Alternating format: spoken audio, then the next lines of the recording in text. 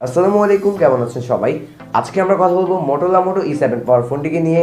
জানবো ফোনটি কি কি স্পেক্স আমাদের অফার করছে, ফোনটির প্রাইস কত টাকা হবে এবং ভিডিও শেষে আমরা আলোচনা করব ফোনটি যে প্রাইস সেগমেন্টে বাজারে আসছে সেই প্রাইস দিয়ে ফোনটি আপনার কেনা উচিত হবে নাকি তার চেয়েও কোনো বেটার অপশন আপনাদের জন্য রয়েছে। সো ফোনটি সম্পর্কে বিস্তারিত জানতে হলে অবশ্যই ভিডিওটি শেষ পর্যন্ত দেখতে থাকুন। আর পুরো ভিডিও জুড়ে আমি ভাগ থাকবো আপনাদের সাথে। আপনারা দেখছেন technology knowledge YouTube channel. So চলুন শুরু করা যাক আজকের ভিডিও।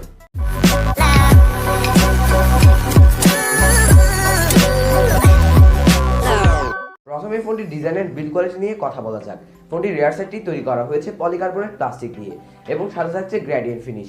আর এই ফোনটির ডিজাইন এন্ড বিল্ড কোয়ালিটি আমার কাছে ডিসেন্ট লেগেছে, খুব বেশি ভালো লাগেনি আবার খুব বেশি খারাপও লাগেনি।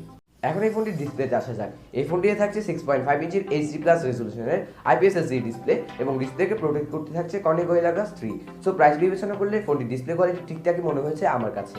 এখন এই ফোনটির ক্যামেরা সেকশন নিয়ে কথা বলা যাক। এই ফোনটিতে থাকছে ডুয়াল ক্যামেরা সেটআপ, যার প্রাইমারি সেন্সরটি হচ্ছে 13 মেগাপিক্সেলের। এছাড়াও এই ফোনটিতে আরও থাকছে 2 মেগাপিক্সেলের একটি ডেপথ সেন্সর। ফোনটির রিয়ার ক্যামেরা দিয়ে আপনারা 1080p-তে 30 fps এর ভিডিও রেকর্ড করতে পারবেন। আর সামনে থাকছে একটি 5 মেগাপিক্সেলের সেলফি ক্যামেরা। ওকে, এখন এই ফোনটির প্রসেসর নিয়ে কথা বলা যাক। এই ফোনটিতে থাকছে MediaTek Helio P22 চিপসেট। আর এই ফোনটি মাত্র একটি ভ্যারিয়েন্টেই বাজারে পাওয়া যাবে, 4GB র্যাম এবং 64GB স্টোরেজ। এই ফোনটি দিয়ে আপনারা ছোটখাটো গেমগুলো খেলতে পারবেন বা সোশ্যাল মিডিয়া ব্রাউজিং সহ যেসব টুকিটাকি কাজ আছে সেগুলো করতে পারবেন।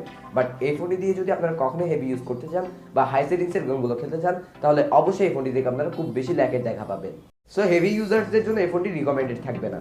সিকিউরিটির জন্য এই ফোনটিতে থাকবে ফিঙ্গারপ্রিন্ট সেন্সর এবং ফেস আনলক। অন্যান্য ফিচারের কথা বললে এই ফোনটিতে আপনারা পাচ্ছেন 3.5mm audio Jack, USB Type-C port. এছাড়াও একটি ফোনে যেসব বেসিক ফিচার দেওয়া থাকে তার সবই প্রায় আপনারা এই ফোনটিতে পেয়ে যাবেন। আর এই পুরো ফোনটিকে ব্যাকআপ দেওয়ার জন্য এই ফোনটিতে দেওয়া হবে 5000 mAh ব্যাটারি।